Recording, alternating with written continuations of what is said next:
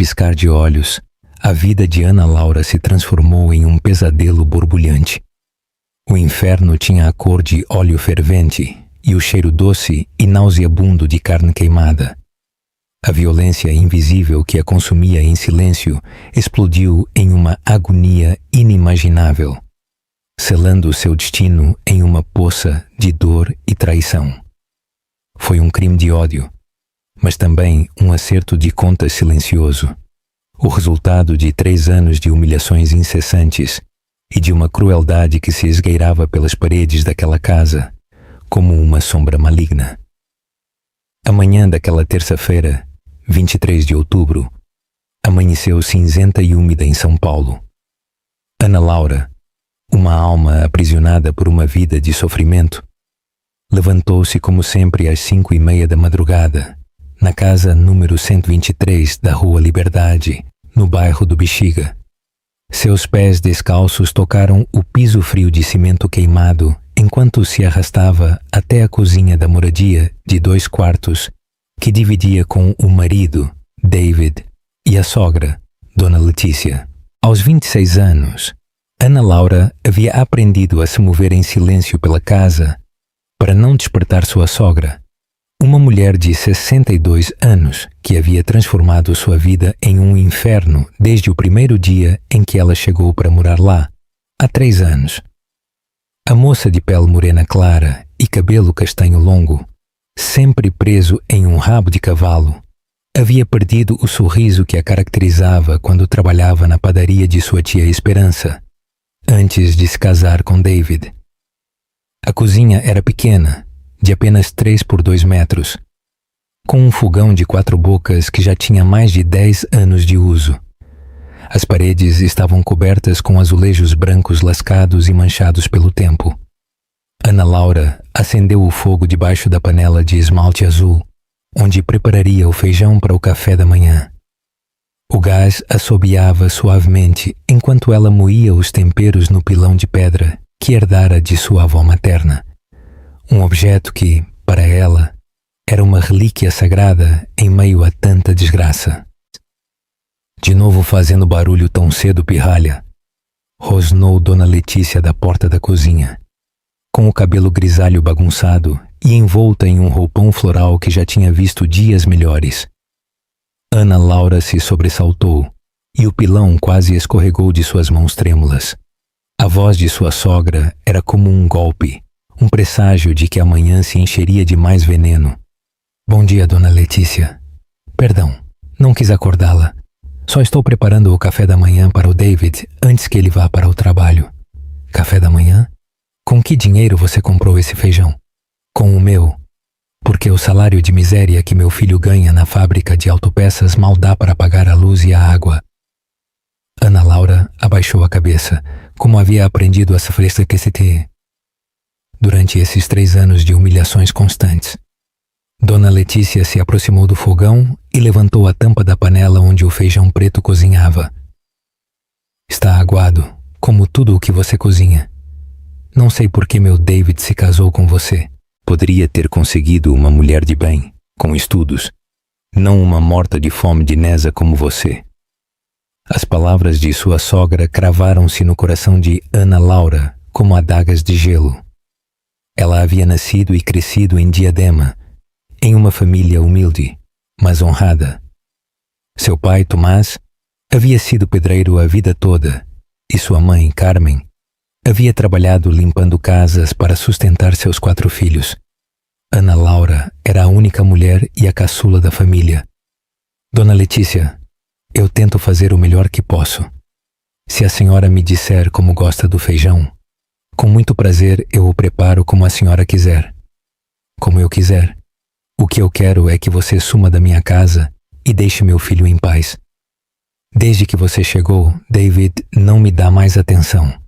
Antes ele me dava todo o salário e agora dá para você. Ana Laura sabia que isso não era verdade. David mal lhe dava R$ 500 por semana para as despesas da casa e o resto ficava para suas cervejas e suas partidas de dominó com os amigos. Mas ela não se atrevia a contradizer Dona Letícia. O medo era um companheiro constante. A manhã transcorreu em um silêncio tenso. David se levantou às 6:30, tomou banho no banheiro que os três compartilhavam e tomou o café da manhã de feijão com pão recém-feito, enquanto olhava para o celular. Era um homem de 31 anos, moreno, de estatura média, com as mãos calejadas pelo trabalho na fábrica. Ele trabalhava há 7 anos na indústria de autopeças do Norte, em Osasco, onde montava peças para automóveis. Já vou, Ana. Chego como sempre às 8. Não me esperem acordados, disse David, dando um beijo rápido na bochecha de sua esposa, sem sequer olhar em seus olhos. Que você se saia bem, meu amor. Eu te amo, murmurou Ana Laura. Mas David já estava saindo pela porta de ferro verde que dava para a rua. Dona Letícia observou a cena com desprezo. Eu te amo, eu te amo. De que te serve tanto amor se você não pode dar-lhe filhos? Já faz 3 anos que se casaram e você continua lisa como uma tábua. Ana Laura sentiu a alma se partir. Ela e David haviam perdido 2 bebês no primeiro ano de casamento. Os médicos do Centro de Saúde de São Paulo lhe disseram que ela tinha problemas hormonais, mas não tinham dinheiro para tratamentos especializados. Desde então, David havia se tornado distante e frio com ela, como se ela fosse um fracasso. A solidão era um fardo pesado. O dia transcorreu lento e pesado. Ana Laura limpou toda a casa, lavou a roupa à mão no quintal e foi ao mercado do bairro da Bela Vista comprar verduras para o almoço. Com os poucos reais que tinha, comprou tomates, cebolas, pimentas e 1 quilo de carne bovina para fazer um ensopado. Quando regressou à casa, Dona Letícia estava sentada no sofá da sala, assistindo à sua novela favorita na televisão de 20 polegadas que David havia comprado a crédito. O que você comprou? Perguntou sem tirar os olhos da tela. Carne para fazer um ensopado, Dona Letícia. Pensei que a senhora gostaria. Carne? A carne é cara. Quanto custou? R$ 80 o quilo. Dona Letícia se levantou de repente, com o rosto avermelhado de raiva. R$ 80? Você está louca? Acha que somos ricos? Essa carne vale mais que você. Ana Laura começou a tremer. Conhecia aquele olhar nos olhos de sua sogra. Era o mesmo que ela tinha antes de agredi-la ou de humilhá-la da maneira mais cruel. Perdão, Dona Letícia. Pensei que... Você não pensa em nada. Você é uma estúpida, uma parasita que não serve para nada. Dona Letícia se dirigiu à cozinha e Ana Laura a seguiu, tentando acalmá-la. Dona Letícia, por favor, não se zangue. Posso devolver a carne ao açougueiro. Já não pode devolver nada. Já pagou com o meu dinheiro. Na cozinha, Dona Letícia pegou a panela grande de esmalte, onde Ana Laura tinha posto óleo para fritar os torresmos que havia comprado na noite anterior. O óleo estava fervendo há mais de 20 minutos, borbulhando violentamente, um caldeirão de destruição. Venha aqui, pirralha. Vou te ensinar o que acontece com as sanguessugas que não sabem o valor do dinheiro. Ana Laura recuou, sentindo o perigo se aproximar como uma sombra gélida. Dona Letícia, por favor, acalme-se. Podemos conversar. Não há mais nada para conversar. Dona Letícia levantou a panela com ambas as mãos. O óleo fervente salpicou levemente e Ana Laura pôde sentir o calor intenso de onde estava parada. Dona Letícia, não, por favor. Já chega das suas besteiras, pirralha. Com um movimento rápido e certeiro, Dona Letícia atirou os 3 litros de óleo fervente diretamente sobre Ana Laura. O líquido ardente se espalhou pelo seu peito, braços, pescoço e parte do seu rosto. O grito que saiu da garganta de Ana Laura foi tão dilacerante que até os cães do quarteirão começaram a latir. O óleo a 180 graus Celsius aderiu à sua pele como lava derretida. Sua blusa rosa de algodão grudou imediatamente na carne, fundindo-se com ela. As queimaduras cobriam mais de 40% de seu corpo. Ana Laura desabou no chão de cimento, contorcendo-se de dor. Nunca na sua vida havia sentido algo assim. Era como se 1000 demônios estivessem arrancando sua pele em pedaços. Suas lágrimas se misturavam com o suor frio que brotava de todos os poros. Sogra, por favor, socorro. Alguém me ajude, gritava Ana Laura, tentando se arrastar para a porta. Mas Dona Letícia bloqueou a passagem.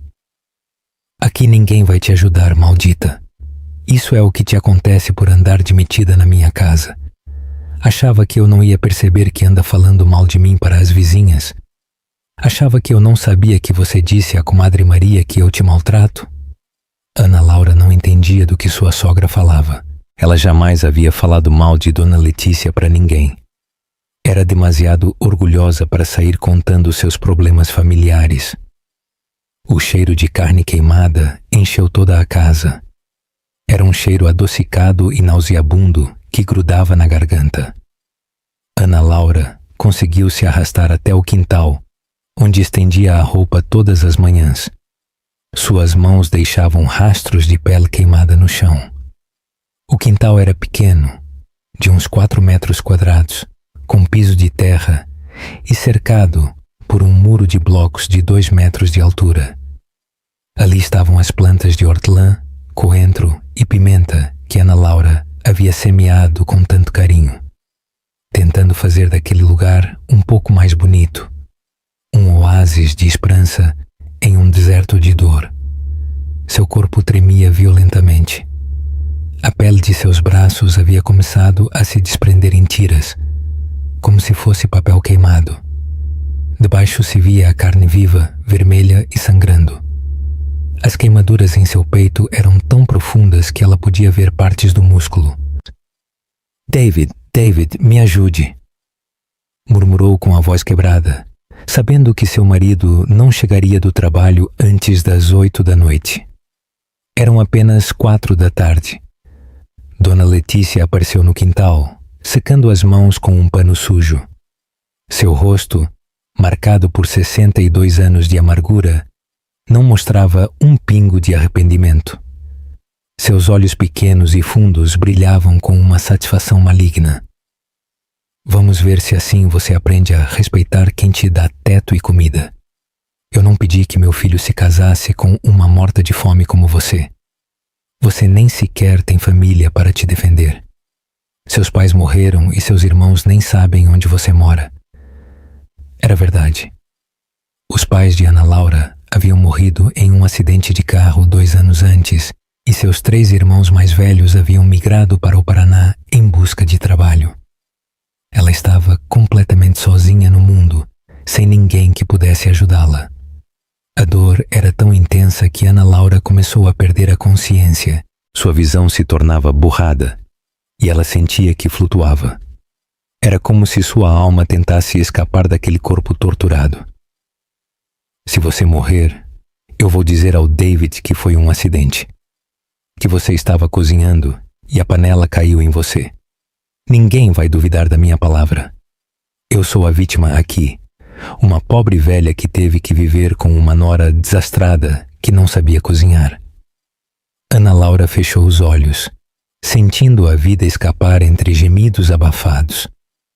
A última coisa que conseguiu ver foi Dona Letícia entrando de novo na casa, como se nada tivesse acontecido.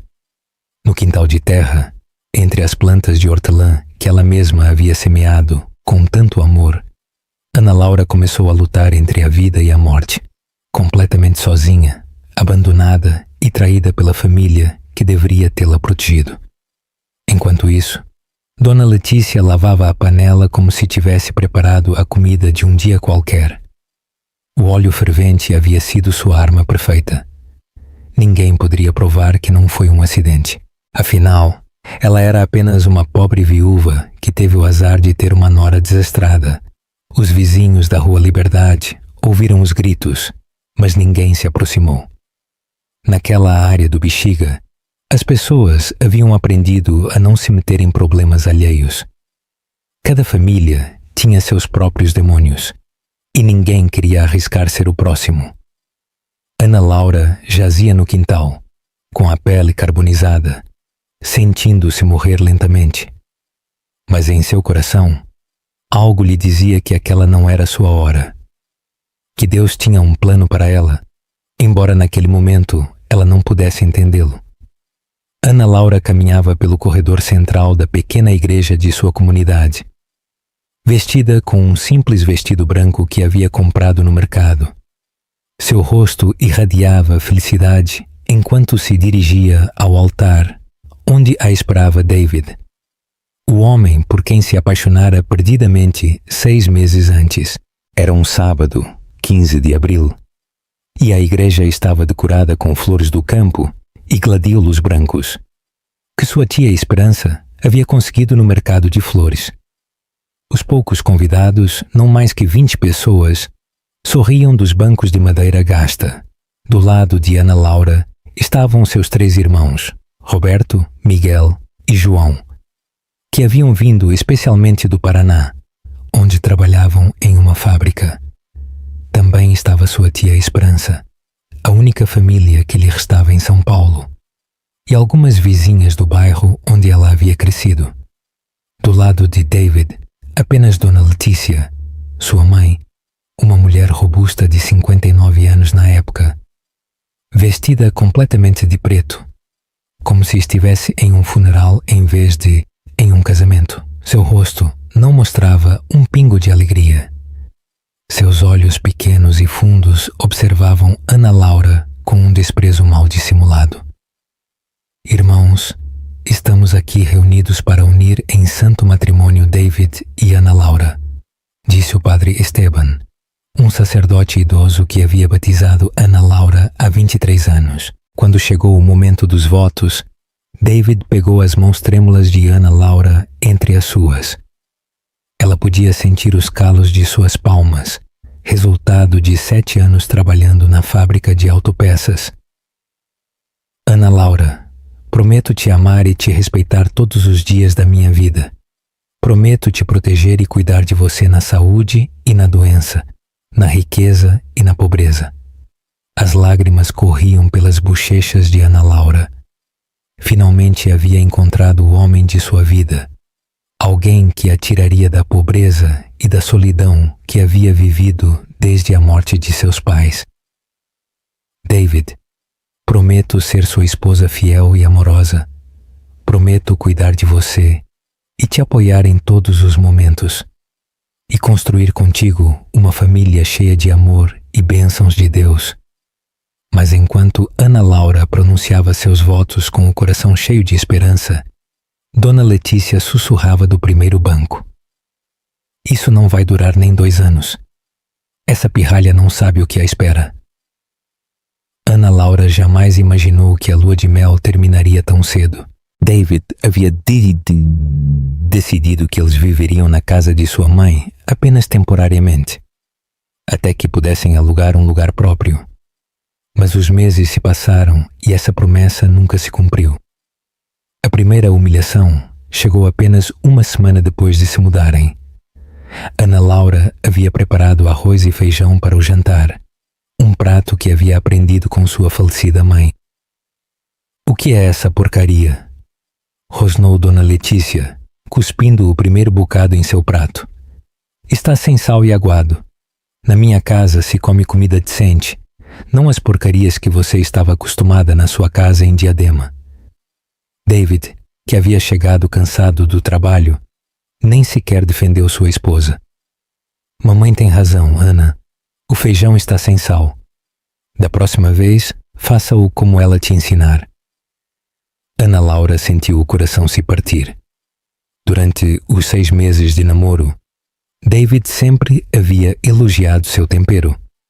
Dizia que ela cozinhava melhor que sua própria mãe, mas agora, em sua própria casa, parecia um homem completamente diferente, um estranho obediente à sua mãe.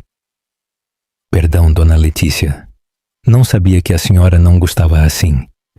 Se a senhora me ensinar como gosta, Com muito prazer eu o preparo como a senhora diz. Ensinar? Acha que tenho tempo para andar educando uma moça que já deveria saber fazer as coisas? Sua mãe não te ensinou nada de proveito. A menção de sua mãe morta foi como um tapa. Ana Laura se levantou da mesa com lágrimas nos olhos e se trancou no quarto que compartilhava com David.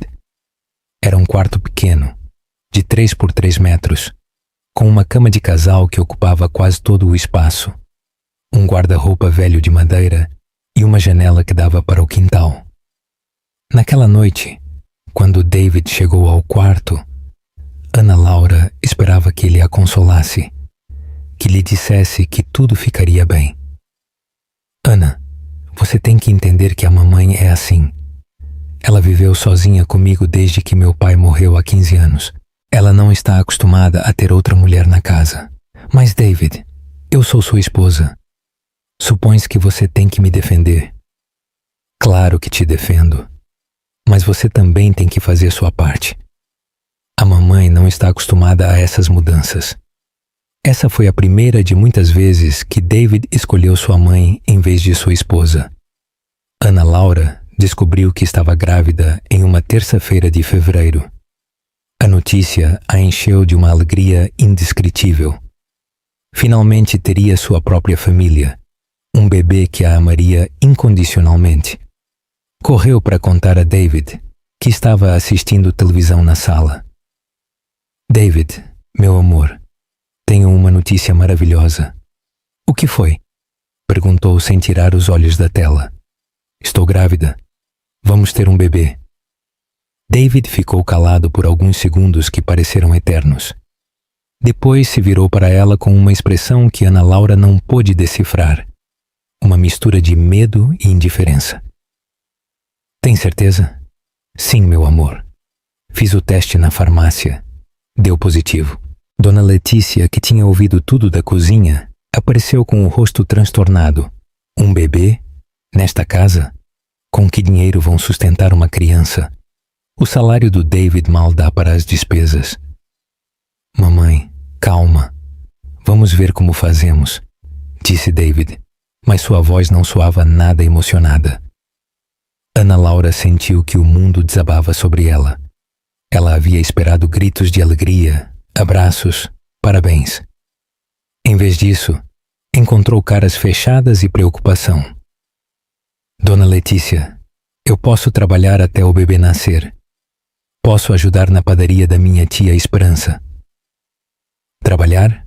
No seu estado? Não seja ridícula. Além disso, quem vai fazer o serviço desta casa? Quem vai cozinhar e limpar? Naquela noite, Ana Laura se deitou com o coção, com o coração cheio de dúvidas. Havia cometido um erro ao se casar com David. Por que ele não parecia feliz com a notícia do bebê? 3 semanas depois, Ana Laura começou a sangrar. Era um domingo de manhã e ela estava estendendo roupa no quintal quando sentiu uma dor aguda no ventre. Quando viu o sangue em sua roupa íntima, soube que algo estava terrivelmente errado. David, David, me ajude! Gritou, mas seu marido havia saído cedo para jogar futebol com os amigos. Dona Letícia apareceu no quintal com uma expressão que Ana Laura nunca pôde esquecer. Não era de preocupação, nem de tristeza. Era de alívio. O que te acontece agora? Estou sangrando, Dona Letícia. Acho que algo está acontecendo com o bebê. Pois talvez seja porque Deus não quer que você traga criaturas a este mundo de sofrimento. Ana Laura ficou gelada. Como uma mulher podia ser tão cruel? Por favor, me ajude a ir ao centro de saúde. Eu não posso te carregar. Estou muito velha para esses trotes. Espere o David chegar. Ana Laura teve que caminhar sozinha as 8 quadras até o centro de saúde de São Paulo, dobrada de dor e perdendo sangue. Quando finalmente a atenderam, o médico confirmou o que ela já sabia em seu coração. Havia perdido o bebê. David chegou ao hospital apenas às 6 da tarde, com cheiro de cerveja e ainda com roupa de esporte.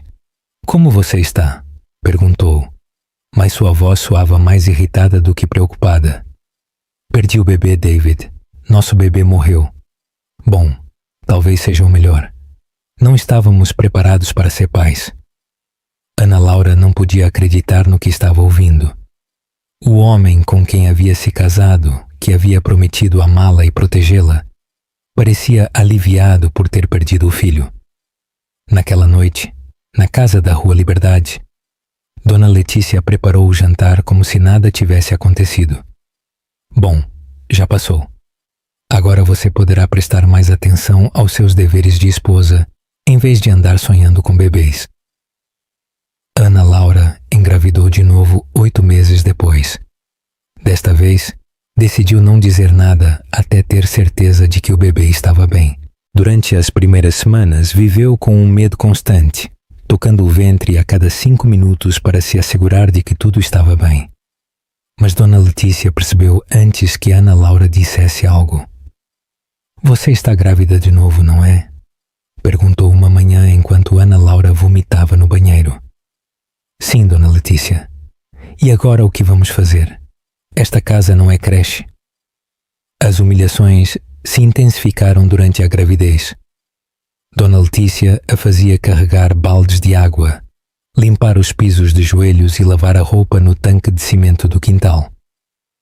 Se você quer morar na minha casa, tem que trabalhar pela sua comida, dizia-lhe.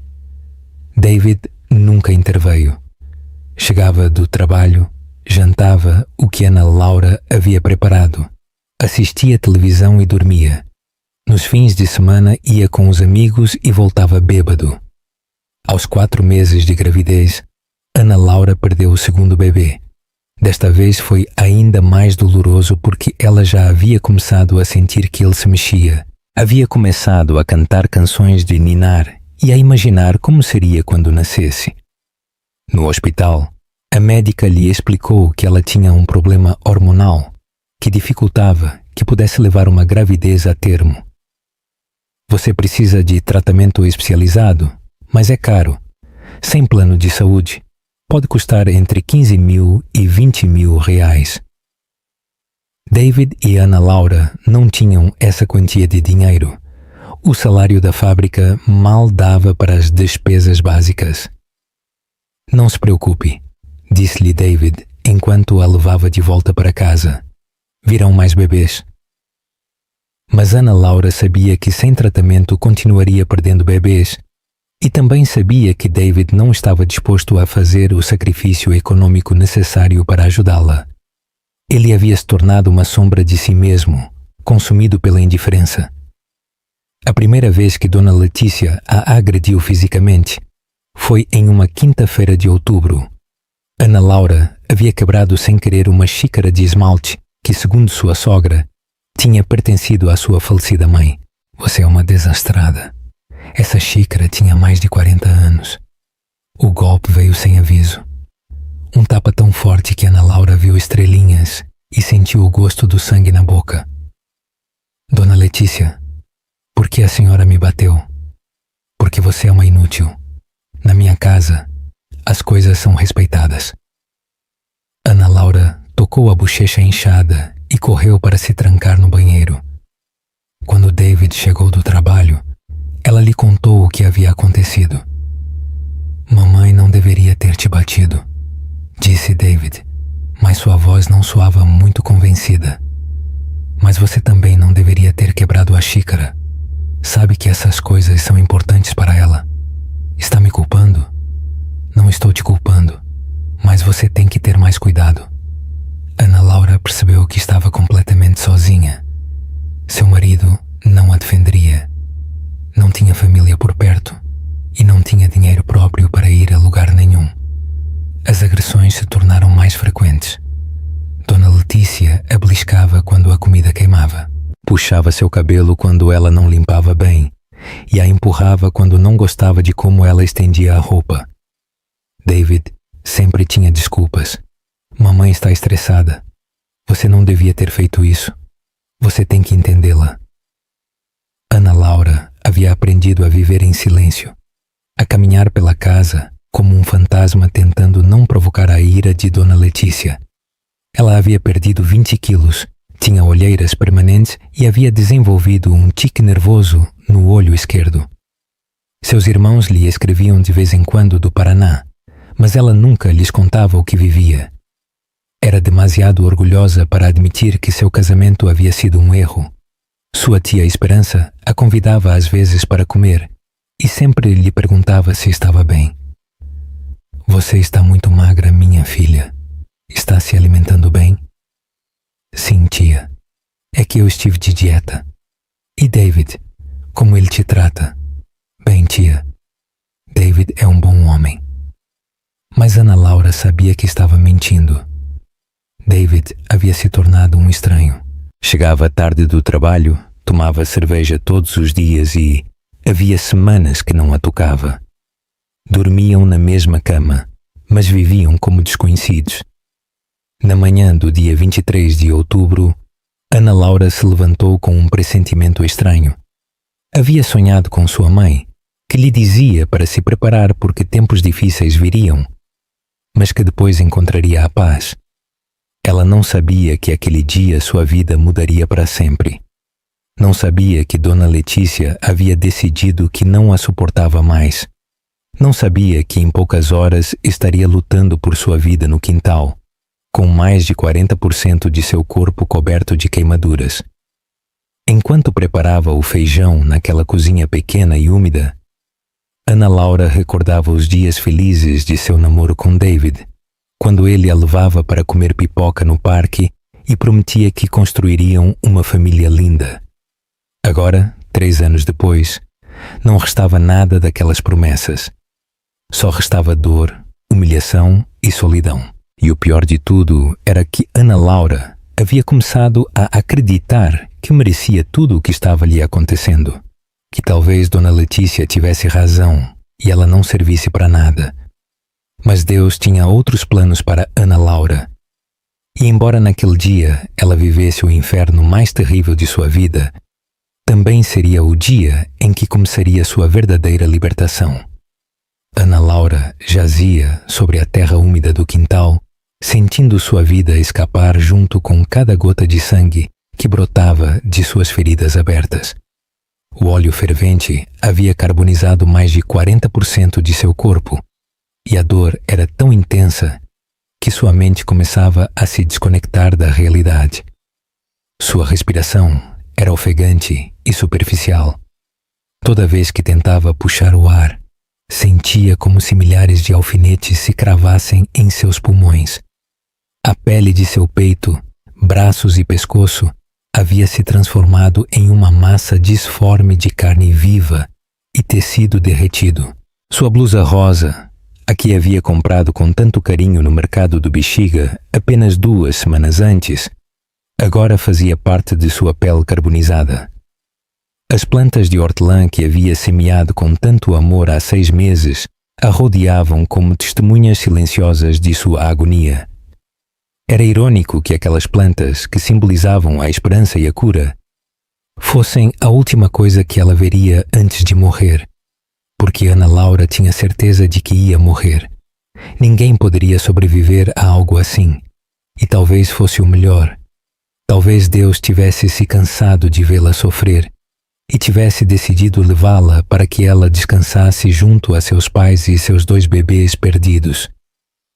"Virgem, Virgem de Aparecida", murmurou com os lábios ressecados e rachados, "me ajude."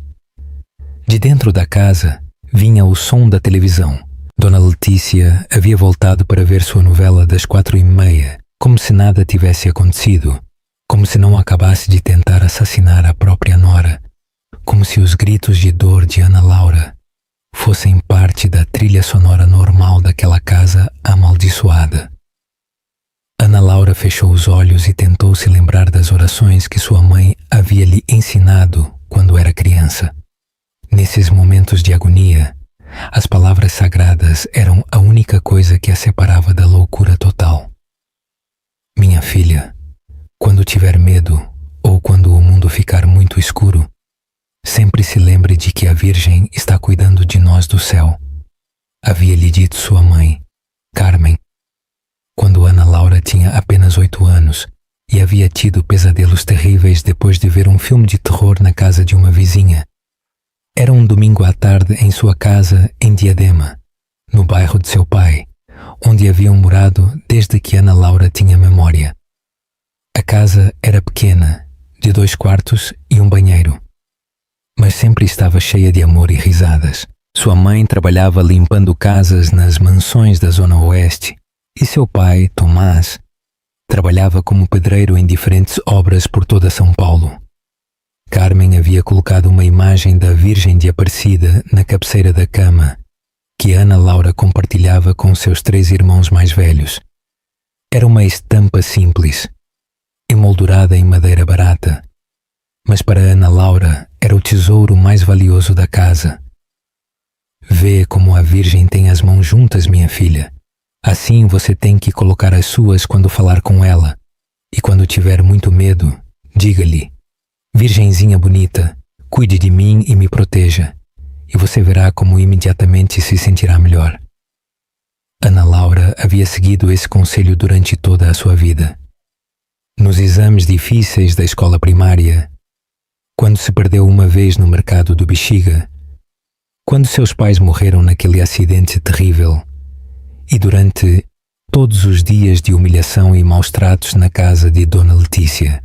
Mas agora, jogada naquele quintal com o corpo destroçado, as palavras pareciam se perder no ar sem chegar a lugar nenhum. Com um esforço sobre-humano, Ana Laura conseguiu mover sua mão direita, a menos queimada, em direção ao bolso de sua saia jeans. Ali ela guardava sempre o terço que sua mãe havia lhe dado no dia de sua primeira comunhão, há 18 anos. Era um terço simples, de contas de plástico branco e crucifixo de metal prateado, mas para Ana Laura valia mais que todos os tesouros do mundo. Durante os 3 anos de casamento, havia sido sua companhia secreta nos momentos mais difíceis, quando Dona Letícia a humilhava, quando David a ignorava, quando se sentia completamente sozinha. Ana Laura tocava as contas do terço e se sentia acompanhada. Quando conseguiu tirá-lo do bolso, percebeu que várias contas haviam derretido por causa do calor do óleo. O crucifixo estava enegrecido e algumas partes do cordão haviam se queimado, mas milagrosamente ele continuava inteiro. Meu Deus, sussurrou Ana Laura, apertando o terço danificado contra seu peito ferido. Se o Senhor realmente existe, se me ama de verdade, me ajude a entender por que isso está me acontecendo. As lágrimas corriam por suas bochechas queimadas, misturando-se com o sangue e criando riachos avermelhados que se perdiam na terra do quintal. A dor física era tão intensa que havia momentos em que ela perdia a consciência por segundos, mas algo em seu interior a obrigava a voltar, a continuar lutando. Por que, Deus? Murmurou Ana Laura, olhando para o céu cinzento daquela tarde de outubro. O que eu fiz de errado para merecer isso? Não fui uma boa mulher? Não tentei ser uma esposa obediente e trabalhadora? O silêncio foi a única resposta. Apenas se ouvia o latido distante dos cães do bairro e o som da televisão de dentro da casa. E meus bebês?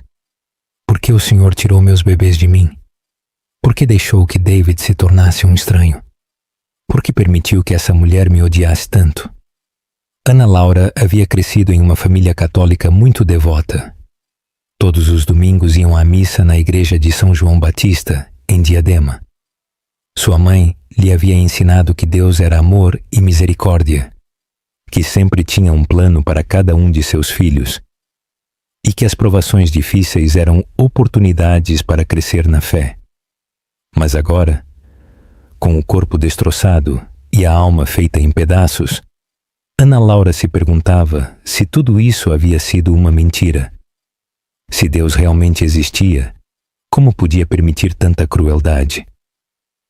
Talvez minha mãe estivesse errada, sussurrou, sentindo como a fé que havia sido sua companheira durante toda a vida começava a vacilar. Talvez não haja ninguém lá em cima. Talvez estejamos sozinhos neste mundo de merda. Mas no exato momento em que essas palavras saíram de sua boca, Ana Laura sentiu algo estranho, uma espécie de calor suave no peito, diferente do calor doloroso das queimaduras. Era como se alguém tivesse colocado uma mão morna sobre seu coração. Mamãe? Perguntou Ana Laura para o ar, lembrando-se das muitas vezes que sua mãe lhe havia contado que os mortos podiam nos visitar nos momentos mais difíceis. Carmen havia morrido há 2 anos em um acidente de carro na estrada que levava a Sorocaba. Ela e Tomás voltavam de uma visita a uma irmã doente, quando um caminhão passou no sinal vermelho e os atingiu de frente. Morreram instantaneamente, segundo disseram a Ana Laura no hospital. Foi David quem lhe deu a notícia. Ana Laura estava preparando o jantar quando ele chegou mais cedo do trabalho, com uma expressão que ela nunca havia visto em seu rosto. Ana, preciso te dizer algo muito difícil. Seus pais tiveram um acidente. Não conseguiram se salvar. Ana Laura havia desmaiado naquela mesma cozinha onde agora havia sido atacada com óleo fervente. Quando acordou no hospital, a primeira coisa que pediu foi para ver sua mãe sem entender completamente o que havia acontecido. Minha filha, seus pais já estão com Deus. Sua tia Esperança lhe disse chorando. Agora você tem que ser muito forte. O funeral havia sido na mesma igreja onde Ana Laura se casou meses depois. Mas dessa vez, em vez de vestido branco, usava um vestido preto emprestado. E em vez de lágrimas de alegria, chorava de uma tristeza tão profunda que ela acreditava que nunca se dissiparia. Agora, jogada naquele quintal, Ana Laura podia jurar que sentia a presença de sua mãe ao seu lado. Mamãe, se você estiver aí, me ajude. Não sei o que fazer. Dói muito, mamãe. Tudo dói muito. O vento moveu suavemente as folhas das plantas de hortelã e Ana Laura sentiu como se fosse a resposta de sua mãe. Como se ela dissesse que não estava sozinha, que nunca havia estado sozinha. No meio da agonia, Ana Laura começou a falar com os 2 bebês que havia perdido durante seu casamento. Ela nunca lhes havia dado nomes porque os havia perdido muito cedo nas gestações. Mas em seu coração sempre havia sabido que o primeiro era menino e a segunda era menina. Anjinho, meu anjinho, murmurou tocando seu ventre ferido. Você está lá em cima com a vovó Carmen e sua irmãzinha também? Segundo os ensinamentos de sua mãe, os bebês que morriam antes de nascer se transformavam em anjinhos que cuidavam de seus pais do céu. Ana Laura sempre havia encontrado consolo nessa ideia, especialmente nas noites em que se sentia mais sozinha. Se podem me ouvir, meus anjinhos, digam a Deus que eu não aguento mais. Digam a Ele que se for para me levar com vocês, que seja logo, porque a dor é muito forte. Ana Laura imaginava seus 2 bebês como crianças de luz, correndo e brincando em um jardim celestial junto com seus avós. A ideia a tranquilizava e lhe dava uma paz estranha no meio do sofrimento. Mas se Deus quiser que eu fique aqui, digam a Ele para me dar forças, porque sozinha eu não posso, sem vocês, sem seus avós, sem ninguém que me ame de verdade. Eu não posso. Enquanto o sol começava a se esconder atrás das casas do bairro, Ana Laura se lembrou de uma promessa que havia feito à sua mãe poucos dias antes de ela morrer. Foi a última vez que conversaram por telefone. Minha filha, vejo que você está muito triste ultimamente. Está bem em seu casamento? Ana Laura havia mentido, como sempre fazia, para não preocupar sua mãe. Sim, mamãe. David e Dona Letícia me tratam muito bem. É só que sinto falta da minha casa. Sinto falta das nossas conversas. Ah, minha filha, isso é normal. Mas me prometa uma coisa.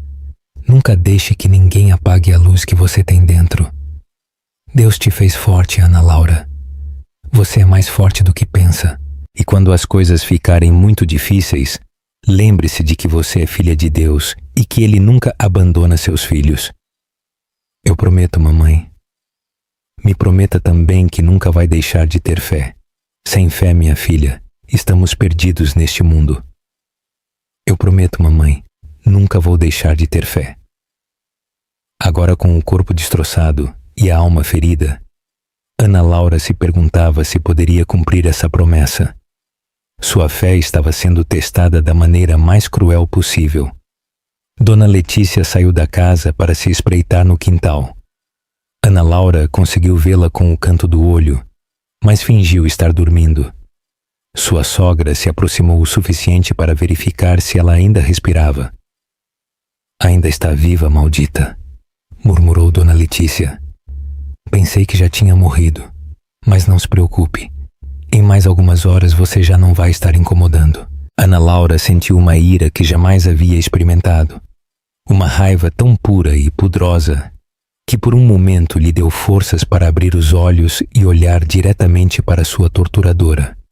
Não, não vou morrer, sussurrou com uma voz que era apenas um fio, mas que saía diretamente da alma. Dona Letícia se assustou ao ouvi-la falar. O que você disse? Eu disse que não vou morrer. Deus não vai permitir que eu morra neste quintal. Você está delirando, já ficou louca de dor. Não estou louca. Estou falando com Deus, e Ele está me dizendo que isso não termina assim. Dona Letícia a olhou com uma mistura de medo e nojo. Havia algo nos olhos de Ana Laura que a inquietava. Uma determinação que ela não havia visto antes naqueles 3 anos de maus tratos. Você está completamente louca. Você vai ver que quando David chegar, eu vou dizer que você se queimou sozinha por ser desastrada. David já não me importa, murmurou Ana Laura, e pela primeira vez em 3 anos sentiu que essas palavras eram completamente verdadeiras. Já não me importa o que ele pense. Já não me importa se ele acredita ou não em mim. Dona Letícia voltou para as casas, mas Ana Laura havia visto algo em seus olhos que a tranquilizou. Medo. Pela primeira vez, Dona Letícia tinha medo dela. Enquanto a escuridão começava a decair sobre o Bexiga, Ana Laura reuniu as poucas forças que lhe restavam para fazer a oração mais importante de sua vida.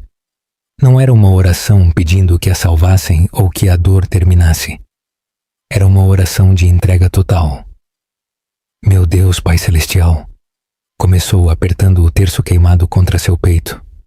Não entendo por que isso está acontecendo, mas confio em Ti. Se este é o preço que tenho que pagar para ser livre, aceito a sua vontade. As lágrimas corriam por seu rosto, mas já não eram lágrimas apenas de dor. Eram lágrimas de libertação. Mas se me der a oportunidade de viver, prometo que nunca mais vou deixar que ninguém me humilhe. Prometo que vou usar minha história para ajudar outras mulheres que estão passando pelo mesmo que eu. Nesse momento, Ana Laura sentiu uma paz estranha, como se tivesse tomado a decisão mais importante de sua vida. Como se, paradoxalmente, no momento de maior sofrimento, tivesse encontrado sua verdadeira força. Virgem de Aparecida, mãe de todos os brasileiros, tu que protegeste todos os seus filhos, protege-me a mim também. Dá-me um sinal de que não estou sozinha.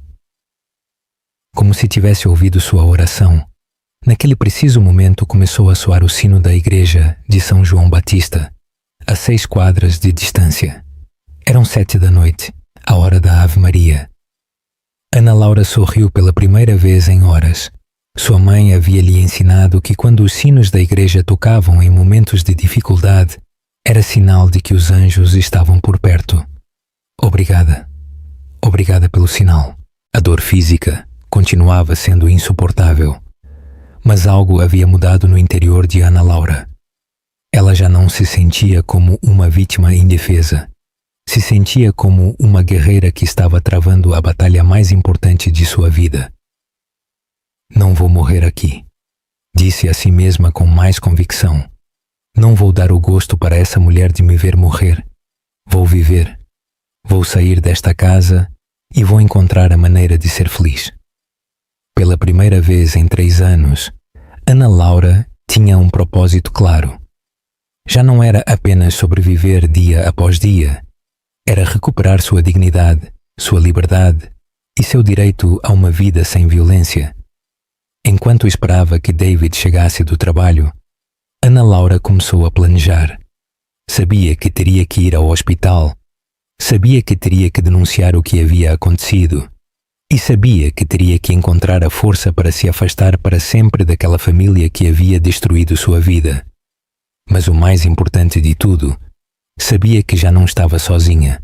Ela tinha Deus, tinha sua mãe no céu, tinha seus anjinhos e tinha algo que havia recuperado em meio à maior dor de sua vida.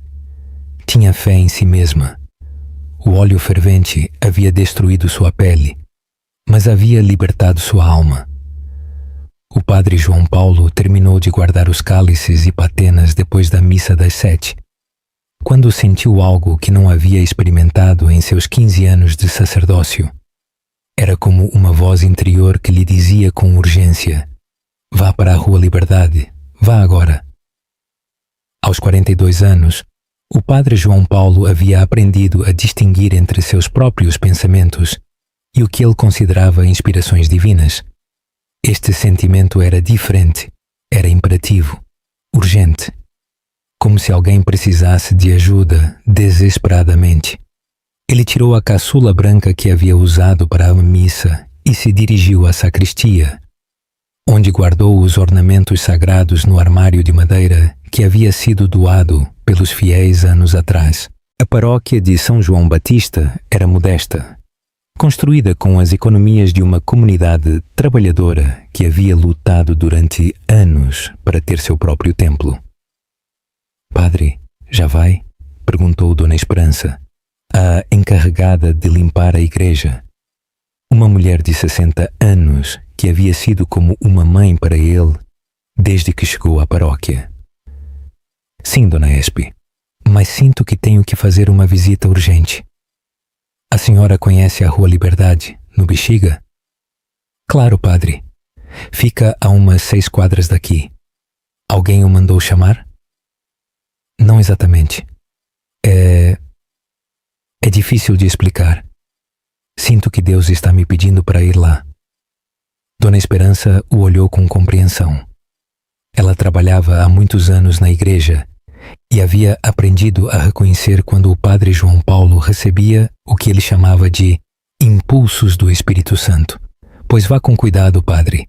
Essa área pode ser perigosa à noite. O padre João Paulo pegou sua bicicleta, uma Caloi azul que havia comprado usada 5 anos antes e que era seu meio de transporte por toda a comunidade. Ele vestiu sua jaqueta preta sobre a camisa clerical e saiu da paróquia em direção à Rua Liberdade. Enquanto pedalava pelas ruas mal iluminadas do Bexiga, o padre João Paulo refletia sobre sua vocação. Ele havia nascido em Curitiba, Paraná, em uma família de classe média. Seu pai era contador e sua mãe professora do ensino fundamental. Ele era o caçula de 4 irmãos e desde pequeno havia mostrado uma inclinação especial para a vida espiritual. Seu chamado ao sacerdócio veio quando ele tinha 17 anos, durante um retiro espiritual no seminário de sua cidade. Naquela noite, enquanto orava na capela, ele havia sentido claramente que Deus lhe pedia para dedicar sua vida ao serviço dos mais necessitados. Ele estudou durante 8 anos no seminário, onde se especializou em teologia pastoral e trabalho social. Quando foi ordenado sacerdote, pediu especificamente para ser enviado para uma paróquia de baixa renda. Seus superiores o mandaram para São Paulo, uma das áreas mais populosas e com maiores problemas sociais do Brasil. Durante esses 15 anos, o padre João Paulo havia visto de tudo: pobreza extrema, violência doméstica, vício em drogas, famílias destruídas pela migração. Mas também havia sido testemunha de milagres pequenos e grandes, da capacidade humana para o perdão e a transformação.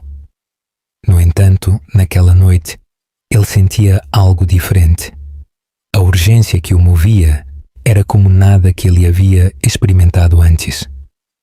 Quando chegou ao quarteirão para onde sua intuição o havia dirigido, o padre João Paulo parou em frente a uma casa de blocos sem pintura, com uma porta de ferro verde e janelas protegidas por grades. Era uma moradia típica da área, modesta, construída com o esforço de uma família trabalhadora, mas que mostrava sinais de negligência.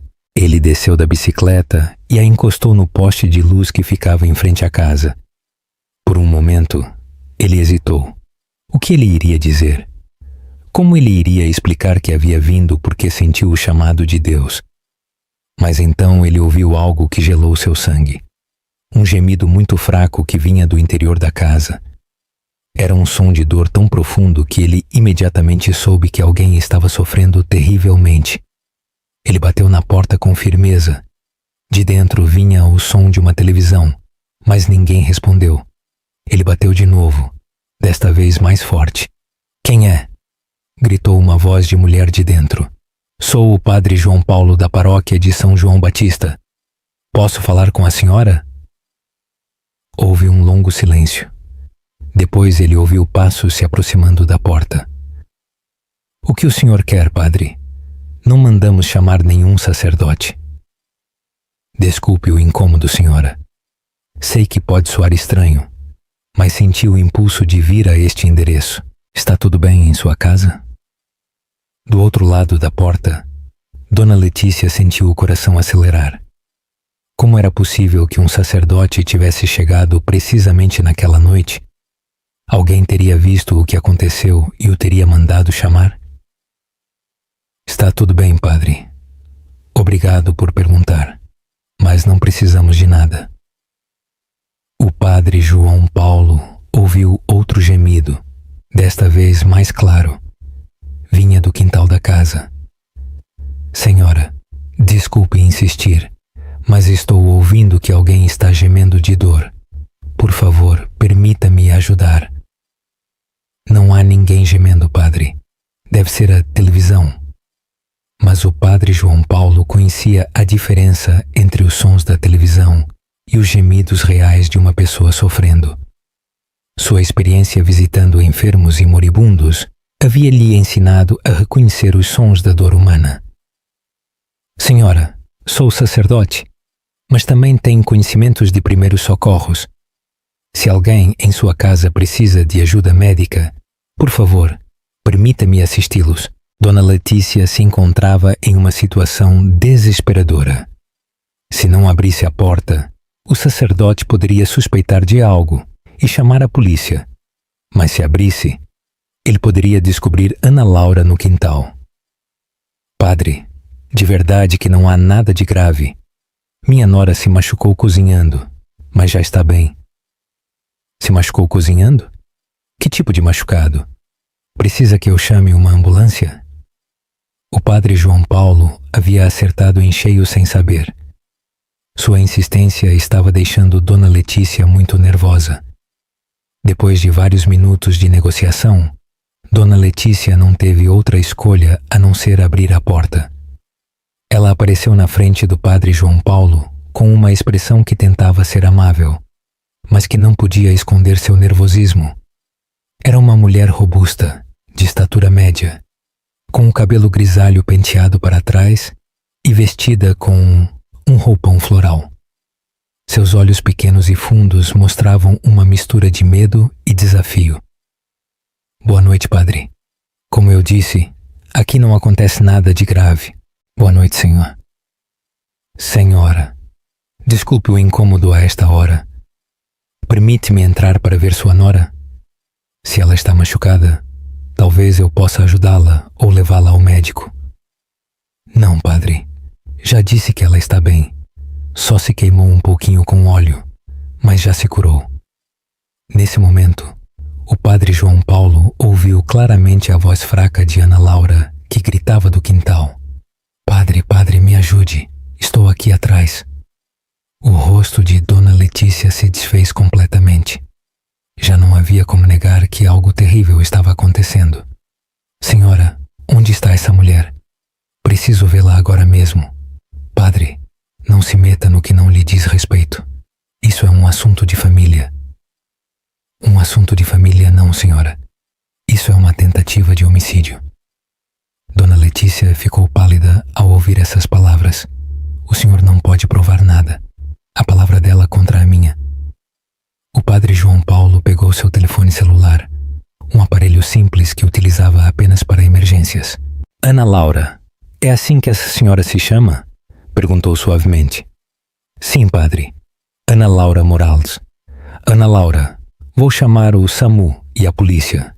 A ajuda vai chegar muito em breve. Obrigada, padre. Deus o abençoe. Enquanto discava os números de emergência, o padre João Paulo não parava de olhar para Ana Laura.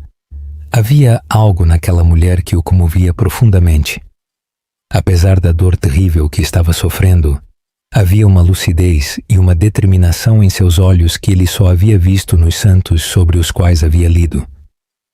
SAMU, falou o padre João Paulo, da paróquia de São João Batista, no Bexiga. Preciso de uma ambulância urgente na Rua Liberdade, número 123, no Bexiga. Tenho uma mulher com queimaduras graves que cobrem mais de 40% de seu corpo. Sim, é muito urgente. Não foi um acidente. Sim, também preciso que venham agentes da polícia. Dona Letícia ouvia a conversa com crescente desespero. Seu plano perfeito estava se desmoronando por culpa de um sacerdote intrometido que havia aparecido do nada. Desligue esse telefone. O senhor não tem o direito de se meter na minha casa. Senhora, todo ser humano tem o direito de receber ajuda médica quando precisa. E todo sacerdote tem a obrigação moral de proteger os indefesos. O padre João Paulo terminou as chamadas e voltou para o lado de Ana Laura. Ele tirou sua jaqueta e a colocou suavemente sobre as partes de seu corpo que não estavam queimadas para evitar que ela perdesse mais calor corporal. Ana Laura, a ambulância está a caminho. Pode-me dizer se tem família para quem eu possa ligar? Não, padre. Meus pais morreram. Meus irmãos estão no Paraná. Não tenho ninguém. Agora você tem a mim. Não vai ficar sozinha. Prometo que vou estar com você até que chegue ao hospital. Porque o Senhor me ajuda. Porque veio. Porque Deus me enviou. Eu estava na igreja quando senti claramente que tinha que vir a este endereço. Não sabia por quê, mas agora eu entendo. Ana Laura sorriu fracamente. Pela primeira vez em horas, ela se sentia verdadeiramente acompanhada. Eu sabia que Deus não ia me abandonar. Possam ajudá-la. Ana Laura ouvia as orações com os olhos fechados. Cada palavra do padre João Paulo era como um bálsamo para sua alma ferida. Padre, o senhor acha que vou viver? Ana Laura, eu vi muitas coisas nos meus anos de sacerdote. Eu vi pessoas que pareciam estar bem morrerem. Eu vi pessoas que os médicos davam por perdidas viverem. O que eu sei é que você tem uma força especial. Dá para ver em seus olhos. Eu tenho medo, padre. É natural ter medo. Mas lembre-se de que você nunca está sozinha. Deus está com você. Eu estou com você. E logo os médicos que vão cuidar de você chegarão. Dona Letícia observava a cena da porta, furiosa, mas sem poder fazer nada. O sacerdote havia destruído seu plano de fazer o ataque parecer um acidente. Agora, ela teria que enfrentar as consequências de seus atos. O som das sirenes ecoou ao longe, aproximando-se rapidamente. Primeiro, chegou a viatura da polícia, com 2 agentes que imediatamente isolaram a cena. Depois, chegou a ambulância do SAMU, com uma equipe de paramédicos que tomou o controle da situação médica. Padre, precisamos que o senhor se afaste para podermos trabalhar, disse-lhe um dos paramédicos, um jovem de uns 25 anos, com experiência em emergências urbanas. Por favor, me deixem ficar por perto. Esta mulher não tem família e eu prometi que não a deixaria sozinha. Os paramédicos avaliaram rapidamente as feridas de Ana Laura. Seu diagnóstico coincidiu com o que o padre João Paulo havia observado. Queimaduras de segundo e terceiro grau que cobriam mais de 40% de seu corpo. Senhora, pode nos dizer seu nome completo? Perguntou um dos paramédicos. Ana Laura Morales de Souza. Ana Laura, vamos levá-la ao hospital. Vamos dar algo para a dor, tudo bem? Enquanto os paramédicos preparavam Ana Laura para o traslado, um dos policiais interrogava Dona Letícia. Senhora, precisamos que a senhora nos explique como essas queimaduras ocorreram. Já lhes disse, foi um acidente. Minha nora estava cozinhando e a panela de óleo caiu nela. A senhora estava presente quando o acidente ocorreu? Não, eu estava assistindo televisão na sala. O padre João Paulo se aproximou do policial. Agente, a vítima me disse que sua sogra jogou óleo fervente nela intencionalmente. Não foi um acidente. O policial olhou para o padre João Paulo com atenção. Os testemunhos de sacerdotes sempre tinham peso nas investigações. O senhor foi testemunha do ataque? Não, mas cheguei logo depois. A vítima estava consciente e me contou o que havia acontecido. Quando os paramédicos colocaram Ana Laura na maca, ela buscou o olhar do padre João Paulo. Padre, o senhor vai vir comigo? Eu vou seguir a ambulância de bicicleta. Quando você chegar ao hospital, eu estarei lá. Obrigada, padre. Deus o colocou no meu caminho. E você no meu, Ana Laura. Agora descanse. Os médicos vão cuidar muito bem de você. Enquanto a ambulância se afastava com as sirenes soando, o padre João Paulo ficou parado na rua, processando tudo o que havia vivido na última hora. Ele sabia que aquela noite havia sido testemunha de algo que mudaria sua vida para sempre. Ele também sabia que a história de Ana Laura apenas começava. Eles a haviam salvado de morrer naquele quintal, mas agora vinha a parte mais difícil. Sobreviver no hospital, curar as feridas do corpo e da alma e encontrar a força para buscar justiça. Dona Letícia foi presa naquela mesma noite, acusada de tentativa de homicídio e violência doméstica agravada. Enquanto a colocavam na viatura, ela gritou para o padre João Paulo: "Isso é culpa sua. O senhor não tinha que ter vindo."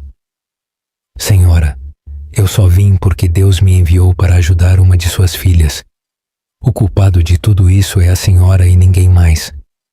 A ambulância chegou ao Hospital Geral de São Paulo com as sirenes uivando na noite fria de outubro. Os paramédicos haviam feito tudo o que podiam durante o trajeto. Eles haviam administrado morfina para a dor, soro intravenoso para prevenir o choque e haviam coberto as queimaduras com gases estéreis encharcadas em solução salina. Ana Laura havia perdido a consciência 2 vezes durante o traslado, mas em ambas as vezes conseguiu voltar, como se algo em seu interior se negasse a se render. Os paramédicos trocavam olhares preocupados. Em seus anos de experiência, eles haviam visto casos semelhantes que não terminavam bem. Mulher de 26 anos, queimaduras de segundo e terceiro grau em aproximadamente 45% do corpo, relatou o paramédico à equipe médica que esperava na emergência. Pressão arterial 70/40, pulso 120, respiração superficial. O ataque ocorreu há aproximadamente 5 horas. O Dr. Roberto Santos, chefe de plantão da área de emergência, examinou rapidamente Ana Laura enquanto a transferiam para a sala de cirurgia. Ele era um médico de 48 anos, formado pela USP, que havia dedicado os últimos 20 anos de sua vida a trabalhar em hospitais públicos. Ele havia visto de tudo: acidentes de carro, feridas de bala, overdose, violência doméstica. Mas os casos de queimaduras graves sempre o comoviam especialmente. "Familiares?" perguntou enquanto começava a avaliação inicial. "Não tem família disponível, doutor", respondeu um dos paramédicos. "Ela está acompanhada por um sacerdote que a encontrou. Ele está lá fora esperando notícias." Na sala de emergência, sob as luzes brancas e brilhantes que contrastavam com a escuridão da noite, a equipe médica trabalhou com a precisão de anos de experiência. A enfermeira Letícia da Silva, uma mulher de 35 anos que trabalhava naquela área há 10 anos, começou a cortar cuidadosamente os restos de roupa que haviam se fundido com a pele de Ana Laura. Meu Deus! Murmurou ao ver a extensão real das feridas. Doutor, essas queimaduras são muito profundas. Algumas chegam até o músculo. O Dr. Santos examinou as feridas com uma lanterna médica. Em seus braços, o óleo fervente havia destruído completamente a epiderme e grande parte da derme. No peito, as queimaduras eram ainda mais profundas. O pescoço e parte do rosto também estavam afetados. Precisamos ligar para o especialista em queimados do Hospital das Clínicas, disse o doutor, referindo-se ao hospital regional que tinha a única unidade especializada em queimaduras de toda a zona de São Paulo. Essas feridas exigem atenção especializada que nós não podemos fornecer aqui. A doutora Patrícia, residente do 4º ano que estava fazendo seu plantão noturno, se aproximou para verificar os sinais vitais. Dr. Santos, a pressão está muito baixa e o pulso muito acelerado. Ela está entrando em choque hipovolêmico por causa da perda de líquidos. Aumentem o soro. Coloquem 2 vias periféricas de calibre 14 e preparem albumina. Também precisamos de sangue para tipagem e testes cruzados. Enquanto a equipe médica trabalhava para estabilizar Ana Laura, o padre João Paulo esperava na sala de espera da emergência do hospital. Ele havia chegado em sua bicicleta 15 minutos depois da ambulância e agora se encontrava sentado em uma das cadeiras de plástico azul que formavam filas na área de espera. O Hospital Geral de São Paulo funcionava 24 horas por dia, atendendo a população de uma das zonas mais densamente povoadas do Brasil. Na sala de emergência se misturavam histórias de dor e esperança, mães com crianças doentes, homens feridos em acidentes de trabalho, idosos com problemas cardíacos. O padre João Paulo observava este panorama enquanto orava em silêncio por Ana Laura. Não era a primeira vez que ele acompanhava um fiel ao hospital, mas algo nesta situação era diferente. Ele sentia uma responsabilidade especial em relação àquela mulher que havia encontrado moribunda no quintal de sua casa. Padre João Paulo? Uma enfermeira se aproximou dele. O senhor acompanha a senhora Ana Laura Souza? Sim, sou eu. Como ela está? O Dr. Santos quer falar com o senhor. Pode me acompanhar? O padre seguiu a enfermeira por um corredor que cheirava a desinfetante e que era iluminado por lâmpadas fluorescentes que piscavam ocasionalmente. Nas paredes havia cartazes do SUS e avisos sobre prevenção de doenças. Em um pequeno escritório que servia como consultório, o Dr. Santos esperava com um prontuário nas mãos e uma expressão séria no rosto. Padre, sente-se, por favor. Eu tenho que falar com o senhor sobre o estado da senhora Souza. Como ela está, doutor? Ela vai ficar bem. O Dr. Santos já tinha dado milhares de notícias difíceis ao longo de sua carreira, mas nunca se acostumou completamente a ser o portador de más notícias. Padre, os ferimentos da senhora Souza são muito graves. As queimaduras cobrem 45% de seu corpo e muitas delas são de 3º grau, o que significa que destruíram todas as camadas da pele e chegaram até o músculo e, em alguns casos, até o osso. O padre João Paulo sentiu o peito se apertar. O que isso significa em termos médicos, padre? O prognóstico é muito reservado. Queimaduras que cobrem mais de 40% do corpo em adultos têm uma mortalidade muito alta, especialmente quando são tão profundas como as dela. O senhor está me dizendo que ela vai morrer? Não posso garantir nada, padre. O que posso dizer é que ela precisa ser transferida imediatamente para o Hospital das Clínicas, que tem uma unidade especializada em queimados. Nós fizemos o que pudemos para estabilizá-la, mas ela precisa de cirurgias especializadas e tratamentos que só estão disponíveis lá. O padre João Paulo ficou em silêncio por alguns segundos, processando a informação. Doutor, posso vê-la antes que a transfiram? Sim, mas apenas por alguns minutos. Ela está sedada, então é possível que não consiga falar com o senhor. Na sala de emergência, Ana Laura jazia em uma maca rodeada de monitores que mostravam seus sinais vitais em linhas verdejantes. Ela tinha uma máscara de oxigênio cobrindo seu nariz e boca, e várias vias intravenosas conectadas aos seus braços. As queimaduras tinham sido cobertas com gases estéreis, mas ainda assim era possível perceber a magnitude do dano. Ana Laura, sussurrou o padre João Paulo, aproximando-se da maca. Sou o padre João Paulo. Não sei se pode me ouvir, mas quero que saiba que não está sozinha. Para surpresa do sacerdote, Ana Laura abriu os olhos lentamente. Apesar da sedação e da dor, seu olhar ainda tinha a luz e a lucidez especial que ele havia notado desde o primeiro momento. Padre, ela murmurou debilmente por detrás da máscara de oxigênio. Estou aqui, Ana Laura. Os médicos vão transferi-la para um hospital especializado, onde vão cuidar melhor de você. Eu vou morrer? A pergunta tão direta pegou o padre João Paulo de surpresa. Em seus anos de sacerdócio, ele tinha aprendido que a honestidade, temperada com esperança, era sempre a melhor resposta. Não sei. O que sabemos é que você é uma lutadora. Demonstrou isso esta tarde quando resistiu por horas antes que a ajuda chegasse. Agora você tem que continuar lutando. Tenho medo. É natural ter medo. Mas lembre-se que Deus a trouxe até aqui por um motivo. Ele não a abandonou naquele pátio e não vai abandoná-la agora. Ana Laura fechou os olhos e apertou debilmente a mão do padre João Paulo.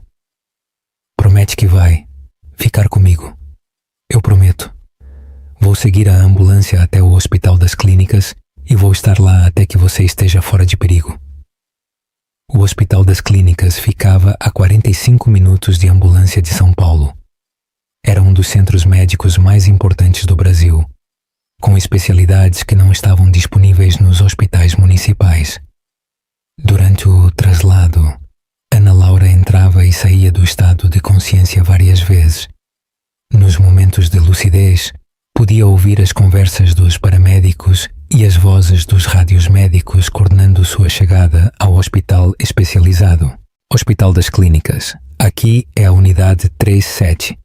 Estamos levando paciente feminina de 26 anos com queimaduras extensas. ETA 20 minutos. Unidade 37. Hospital das Clínicas. Temos o centro cirúrgico preparado e a equipe de cirurgia plástica em espera. O padre João Paulo seguiu a ambulância em sua bicicleta pelas avenidas principais que conectavam os bairros de São Paulo.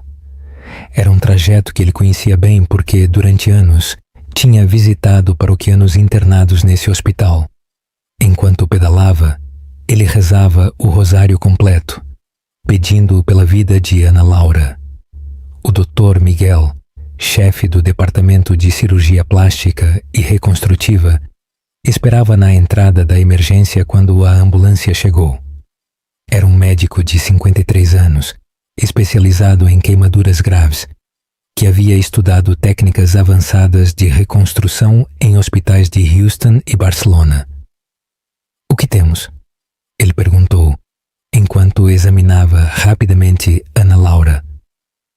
Mulher de 26 anos, queimaduras de segundo e terceiro grau em 45% do corpo. Ataque com óleo fervente há aproximadamente 6 horas. O Dr. Miguel tinha visto centenas de casos de queimaduras em sua carreira. Acidentes industriais, incêndios domésticos, explosões de gás. Mas os casos de violência doméstica com óleo fervente tinham um padrão distintivo que ele conhecia muito bem. Confirmado como a agressão intencional? Sim, doutor. A agressora está detida pela polícia. Enquanto transferiam Ana Laura para a unidade de terapia intensiva para queimados, o Dr. Miguel avaliou mentalmente as opções de tratamento. Seriam necessárias múltiplas cirurgias, enxertos de pele e meses de reabilitação. E isso somente se ela conseguisse sobreviver às primeiras 72 horas críticas. A UTI de queimados do Hospital de Linda Vista era uma unidade especializada com 10 leitos, pessoal altamente treinado e tecnologia de ponta. Cada quarto era projetado para manter um ambiente estéril e controlado, essencial para prevenir infecções em pacientes com feridas abertas. Ana Laura foi colocada no quarto 3, conectada a monitores que registravam cada função vital: frequência cardíaca, pressão arterial, saturação de oxigênio, temperatura corporal. As enfermeiras especializadas, lideradas pela enfermeira-chefe Rosa Maria, começaram imediatamente os protocolos de atendimento para pacientes com queimaduras graves. A pressão dela está muito baixa, reportou a enfermeira Rosa Maria, uma mulher de 42 anos com 15 anos de experiência em terapia intensiva. 60/35. Aumentem a noradrenalina e coloquem uma linha central, ordenou o Dr. Miguel. Também precisamos iniciar a nutrição parenteral total. Com essas queimaduras, ela terá uma necessidade calórica enorme. 00:30, a primeira crise. Às 12 da noite, Ana Laura entrou em choque séptico. Sua temperatura subiu para 39 graus. Sua pressão arterial desabou e seus rins começaram a falhar. Os monitores soavam constantemente e a equipe médica trabalhava com urgência para estabilizá-la. Onde está o padre que a acompanha? Perguntou o Dr. Miguel. Está na sala de espera, doutor. Ele está lá desde que chegamos. Diga a ele para vir. Em casos como estes, é importante que os pacientes ouçam vozes familiares. O padre João Paulo foi chamado à UTI à 00:30. Quando ele entrou no quarto 3 e viu Ana Laura conectada a tantas máquinas, sentiu seu coração partir, mas também notou algo. Apesar de estar inconsciente, sua respiração parecia mais tranquila quando ele se aproximou. Ana Laura, sou o padre João Paulo. Estou aqui, como prometi. Os médicos estão fazendo tudo o que podem para ajudá-la, mas você também precisa fazer a sua parte. Você tem que continuar lutando, para surpresa de toda a equipe médica. No momento em que o padre João Paulo começou a falar com ela, os sinais vitais de Ana Laura se estabilizaram ligeiramente. A pressão arterial subiu alguns pontos e a frequência cardíaca se regularizou. É incrível, murmurou a enfermeira Rosa Maria. Em 15 anos trabalhando aqui, nunca tinha visto uma resposta tão clara à voz de alguém. 1:00, o rosário queimado. O padre João Paulo notou que Ana Laura tinha algo apertado em sua mão direita. Quando se aproximou, percebeu que era o rosário queimado que havia encontrado com ela no pátio. Enfermeira, por que ela tem isso na mão? Quando ela chegou, se negava a soltá-lo. Tivemos que trabalhar ao redor dele porque cada vez que tentávamos tirá-lo, ela ficava muito agitada. O padre João Paulo observou o rosário danificado. Várias contas haviam derretido. O cordão estava queimado em alguns lugares e o crucifixo estava enegrecido. Mas milagrosamente continuava inteiro. Posso rezar o rosário aqui? Ele perguntou. Claro, padre. Faça o que considerar necessário. O padre João Paulo começou a rezar o rosário em voz baixa, segurando o seu próprio rosário enquanto Ana Laura mantinha o dela em sua mão ferida. Enquanto ele rezava, algo extraordinário começou a acontecer. Um por um, os monitores mostraram melhorias graduais nos sinais vitais de Ana Laura. 2:00, a melhoria inexplicável. Dr. Miguel, venha ver isto, disse a enfermeira Rosa Maria, com voz de incredulidade. O doutor se aproximou dos monitores e não podia acreditar no que via. Nas últimas 2 horas, desde que o padre João Paulo tinha começado a rezar, todos os sinais vitais de Ana Laura haviam melhorado significativamente. A pressão dela está em 90/60. A temperatura baixou para 37 graus e a frequência cardíaca está em 85. É como se ela tivesse saído do choque séptico. O Dr. Miguel era um homem de ciência, formado na medicina baseada em evidências, mas também tinha trabalhado o suficiente em hospitais públicos para saber que, às vezes, ocorriam coisas que a de medicina não podia explicar completamente. O que vocês estão fazendo de diferente? Ele perguntou. Nada, doutor. A única mudança é que o padre está aqui rezando. Bom, então, que continue rezando. Sejam quais forem as razões, está funcionando. Para espanto de todos, Ana Laura abriu os olhos às 3 da madrugada. O Dr. Miguel havia estimado que ela estaria inconsciente por pelo menos 24 horas devido à sedação e à gravidade de seus ferimentos. Padre, ela murmurou debilmente. Estou aqui, Ana Laura. Como se sente? Diferente, como se algo tivesse mudado. O Dr. Miguel se aproximou para revisar seus reflexos e respostas neurológicas. Tudo estava normal, o que era extraordinário, considerando o trauma que ela havia sofrido. Ana Laura, sou o Dr. Miguel. Você está no Hospital das Clínicas. Se lembra do que aconteceu? Sim, doutor. Minha sogra. Ela me queimou. Com óleo. Sente dor agora? Ana Laura fez uma pausa, como se estivesse avaliando seu corpo. Dói, mas não como antes. Antes era insuportável. Agora é diferente. O Dr. Miguel revisou as doses de analgésicos que estavam lhe administrando. Não tinham mudado, mas Ana Laura claramente estava experimentando menos dor. 4 da manhã, o milagre. Às 4 da madrugada, o Dr. Miguel tomou uma decisão que, em circunstâncias normais, teria considerado prematura. Ele ordenou novos estudos para avaliar a profundidade real das queimaduras. Os resultados o deixaram sem palavras. As queimaduras que ele havia avaliado como de 3º grau profundo no momento da entrada, agora mostravam sinais de tecido viável debaixo da superfície carbonizada. Era como se o processo de destruição tivesse parado e um processo de cura acelerado tivesse começado. Isso é clinicamente impossível, ele murmurou, enquanto revisava as radiografias e tomografias.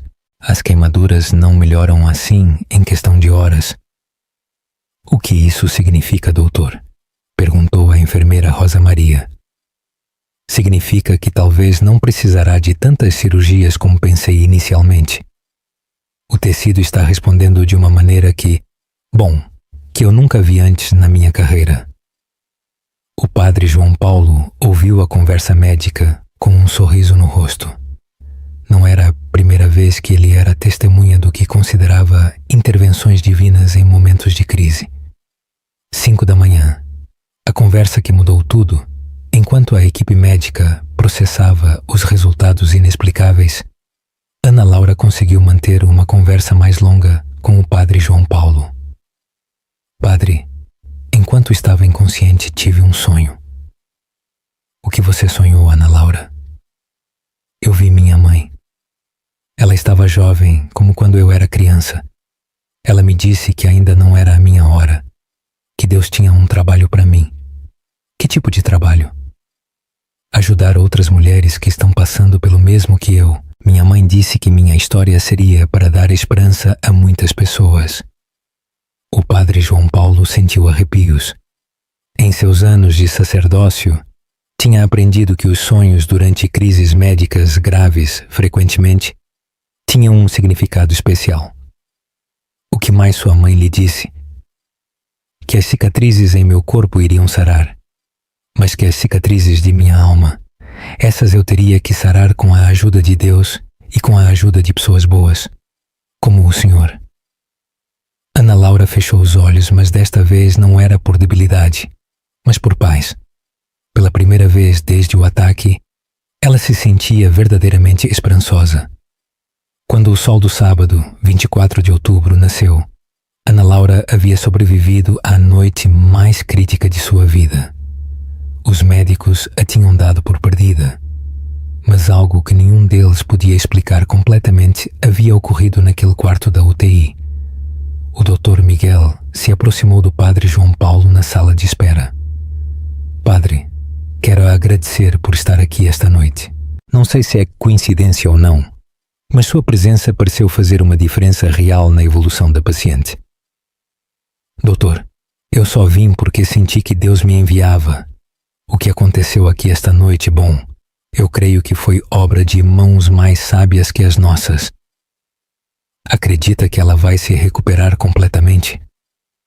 Doutor, essa mulher sobreviveu a coisas que teriam destruído muitas pessoas. Ela tem uma fortaleza espiritual que eu vi poucas vezes em minha vida. Ela vai viver. E não só isso, ela vai prosperar. Ana Laura tinha vencido a primeira batalha, mas sua verdadeira guerra apenas começava. Teria que curar não apenas as feridas do corpo, mas também as da alma. Teria que encontrar a força para buscar justiça e teria que decidir o que fazer com o resto de sua vida.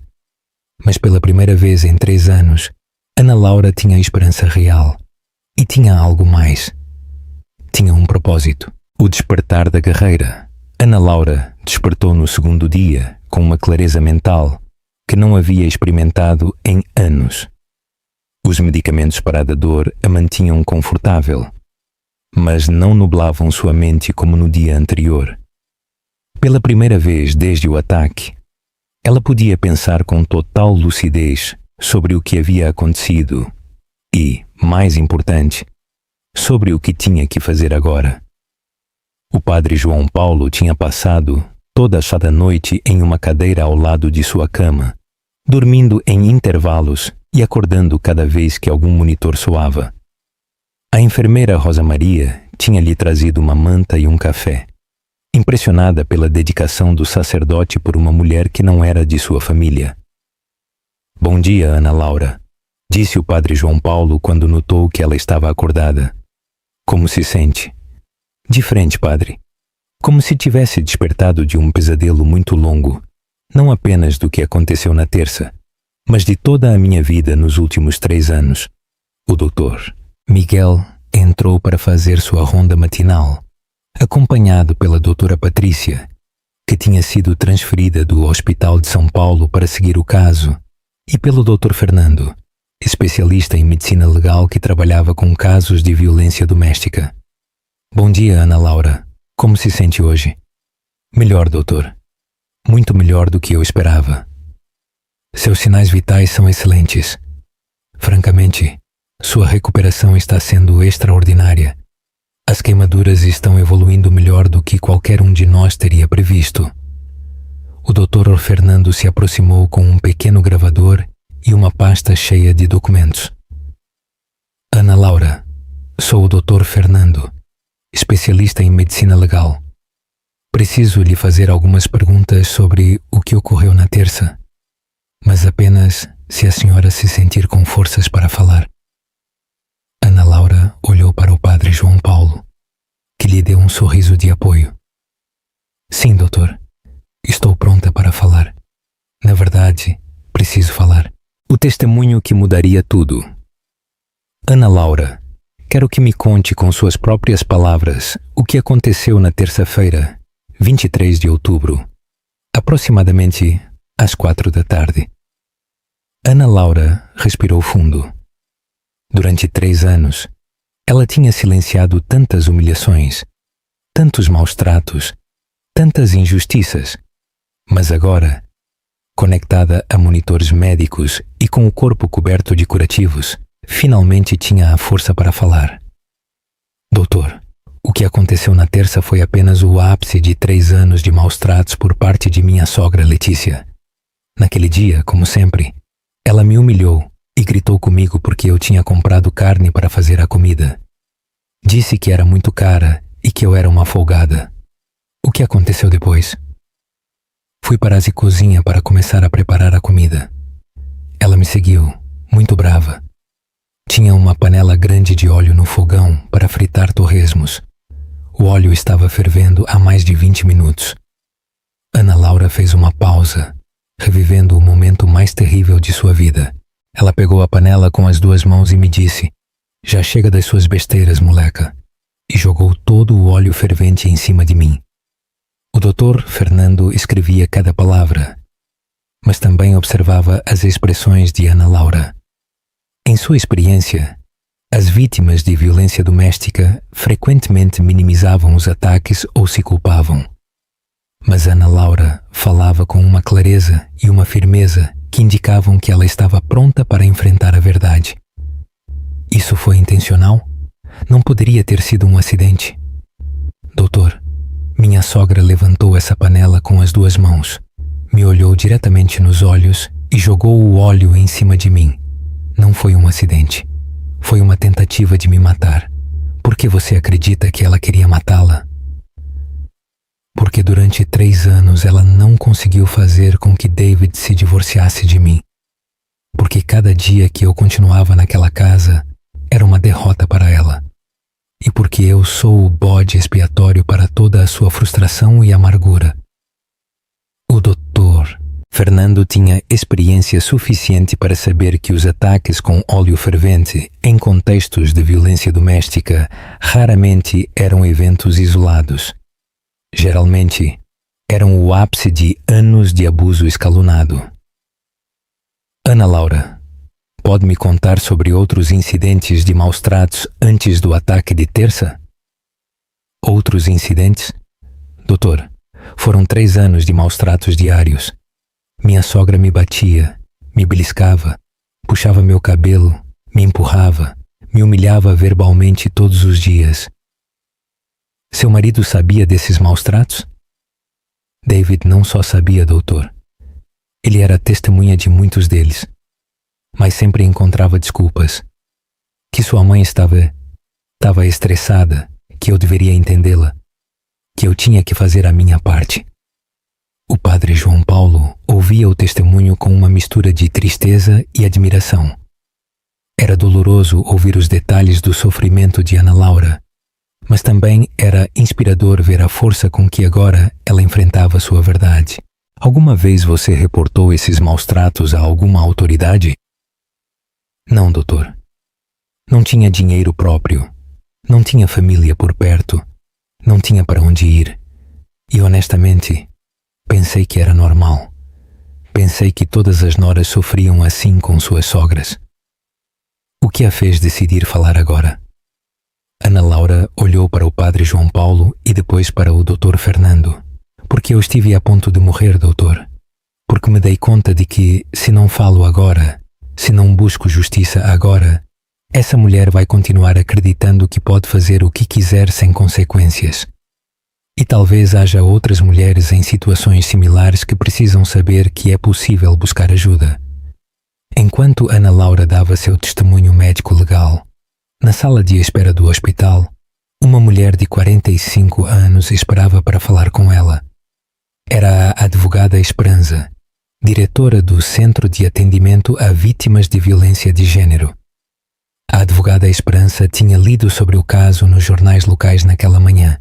Os ataques com óleo fervente tinham aumentado nos últimos anos no Brasil, e ela tinha feito de sua missão pessoal assegurar que essas agressões fossem processadas com todo o peso da lei. Padre João Paulo, ela se aproximou dele quando a avaliação médico-legal terminou. Sou a advogada Esperança do Centro de Atendimento a Vítimas. Posso falar com o senhor? Claro, advogada. Em que posso ajudá-la? Li sobre o caso de Ana Laura nos jornais. Casos como este são exatamente o tipo de violência doméstica que nosso centro está equipado para perseguir legalmente. Acredita que ela estaria disposta a falar comigo? O padre João Paulo havia ouvido falar do trabalho da advogada Esperança. Era uma advogada especializada em direito de família e violência de gênero, que havia ganhado vários casos importantes nos tribunais estaduais. Advogada, creio que Ana Laura está pronta para falar. Na verdade, creio que ela está esperando que alguém como a senhora chegue. Quando a advogada Esperança entrou no quarto de Ana Laura, imediatamente notou algo que não esperava. Em vez de encontrar uma vítima quebrada e temerosa, encontrou uma mulher ferida fisicamente, mas com uma determinação